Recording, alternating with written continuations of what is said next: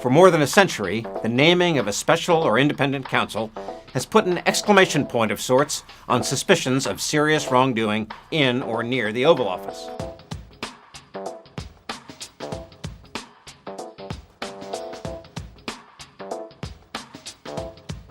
And with the exception of Barack Obama, whose 8 years in office look to be remembered as remarkably free of scandal, these prosecutors have made life difficult for every president since Richard Nixon. So President Donald Trump is hardly alone now that Robert Mueller has been named special counsel to probe Russian meddling in the 2016 election and whether that effort got involvement from the Trump campaign.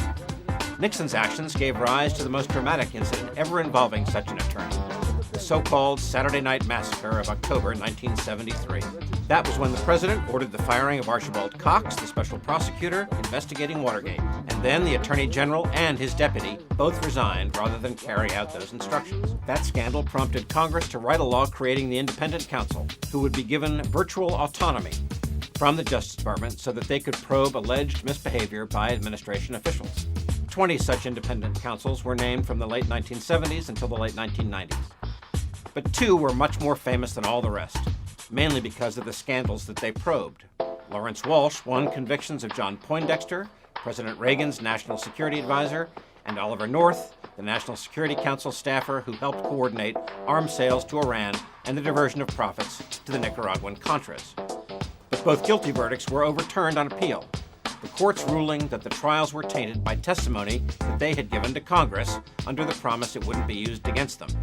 That's a lesson being remembered now that several committees are deciding what to do with their own Russia investigations while Mueller is on the case. The lesson of Ken Starr is also worth remembering. He started off with an assignment to look at a shady real estate venture Bill and Hillary Clinton were involved in called Whitewater, but his unchecked authority allowed him to start looking at lots else. The end result being the president's impeachment for trying to hide his sexual relationship with the White House intern Monica Lewinsky. Preventing runaway fishing expeditions prompted Congress to let the independent counsel law die, but the Justice Department has still been allowed to name special counsels on its own. That's actually happened just twice before Mueller was named. Former Senator Jack Danforth looked at whether federal agents broke the law in assaulting the Branch Davidian compound in Waco, Texas back in 1993. He filed no charges. And back in 2003, a federal prosecutor named Patrick Fitzgerald was named to investigate whether George W. Bush administration officials had leaked the name of a CIA operative. That ended up with the 2007 perjury conviction of Vice President Dick Cheney's chief of staff, Scooter Libby.